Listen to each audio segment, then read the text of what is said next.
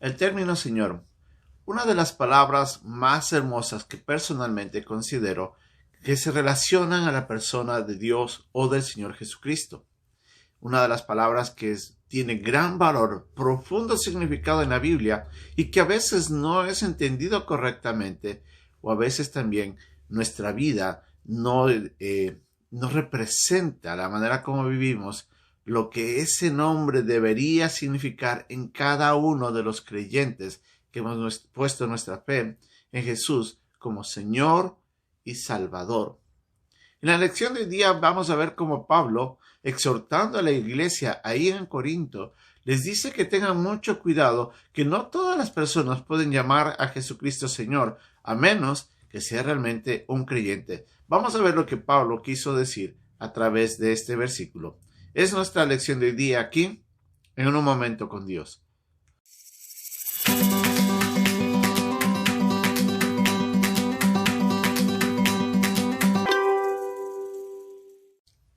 Comenzando desde el capítulo 12 y avanzando varios capítulos, Pablo en esta carta, iniciando en este momento, va a hablar sobre los dones espirituales, cómo estos obran en la vida de cada creyente, cómo benefician la vida y la edificación de la iglesia y cuáles son sus propósitos.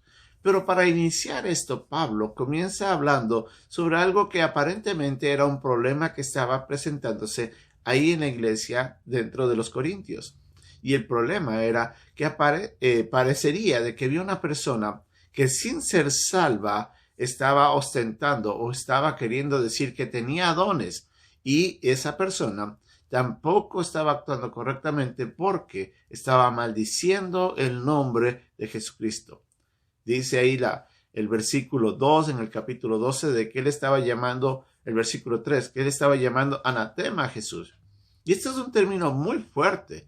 Quiere decir de que él estaba maldiciendo de una manera atrevida y grotesca en contra del nombre de Jesús. Y que aún así, a pesar de eso, decía que tenía dones. Entonces Pablo tiene que iniciar hablando sobre los dones espirituales. Es una capacidad que cada creyente, y solo el creyente en Cristo, el que ha nacido de nuevo, tiene por medio de la obra del Espíritu Santo. Por Pablo, en el versículo 3 nos dice algo muy importante, de que nadie, dice, puede llamar a Jesús Señor si no es por obra del Espíritu Santo. ¿Qué es lo que Pablo quería decir? Tenemos que mirar un poquito hacia atrás lo que es la iglesia en Corinto. En primer lugar, era una iglesia que estaba ubicada en una ciudad que era pagana, que estaba entregada, como habíamos visto antes, entregada a las pasiones bajas de los deseos y desenfrenos sexuales. Era una ciudad comercial que tenía mucho dinero y había mucha gente rica que ostentaba ese dinero y hacían grandes banquetes, y ahí tenían sus fiestas inapropiadas, pero también era una ciudad entregada al paganismo. Y obviamente, a causa del paganismo, mucha gente que se iba a cultos en los cuales adoraban a otros dioses, pero en algunas veces esos mismos cultos rendían adoración a demonios, al mismo Satanás.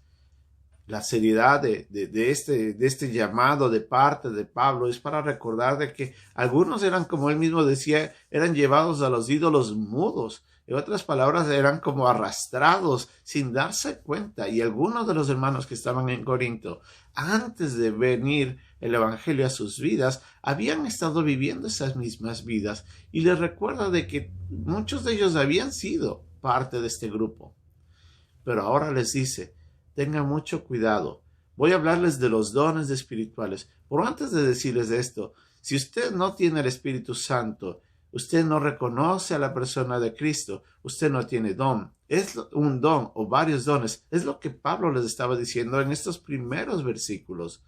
Les dice, no puede ser posible que una persona, diciendo que tiene el Espíritu Santo, maldiga el nombre de Cristo.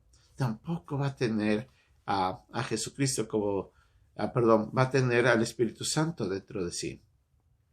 Y por lo tanto, tampoco va a tener dones. Vamos a aclarar un poco de esto.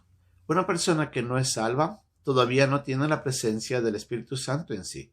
El momento en que nosotros escuchamos el Evangelio, el Espíritu Santo obra en la persona que en ese instante todavía no era creyente y le convence de que hay un pecado, que hay una justicia y hay un juicio. El pecado es de que todos hemos fallado ante Dios y que todos vamos a morir, condenados y pagar el infierno a causa de nuestro pecado.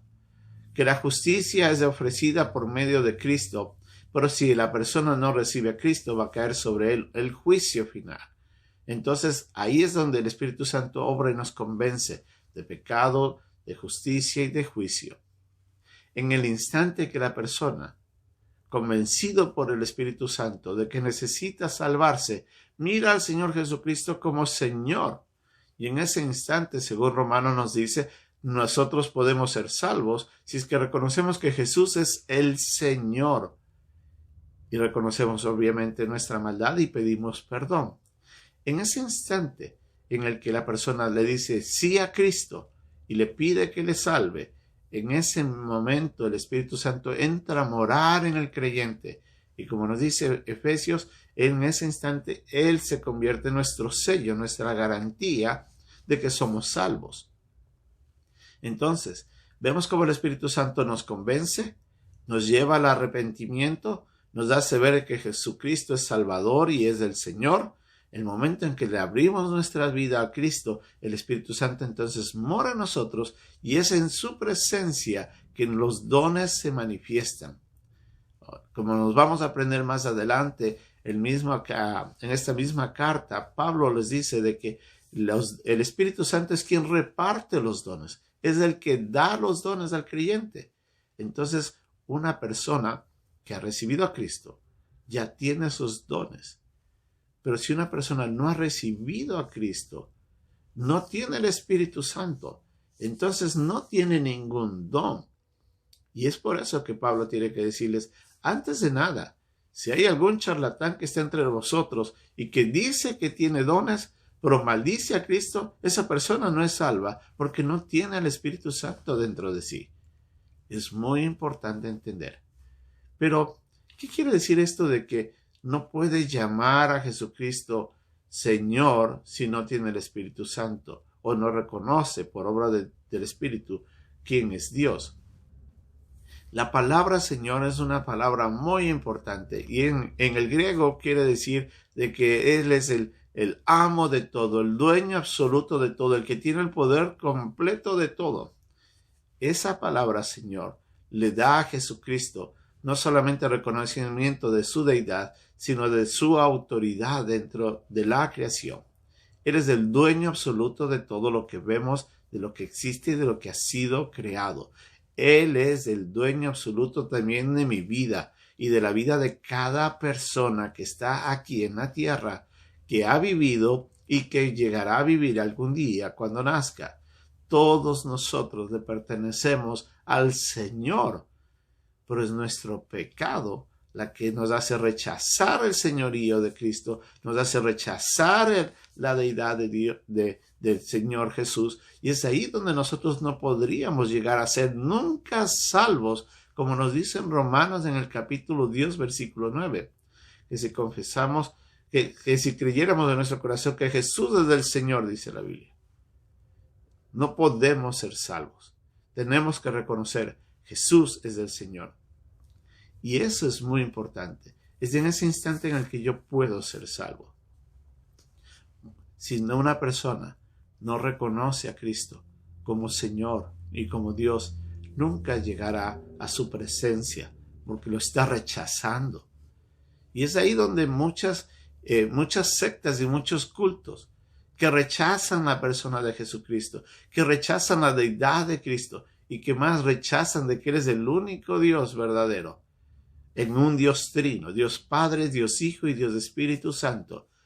Pero si no reconocen la deidad de Cristo, nunca llegarán a salvarse.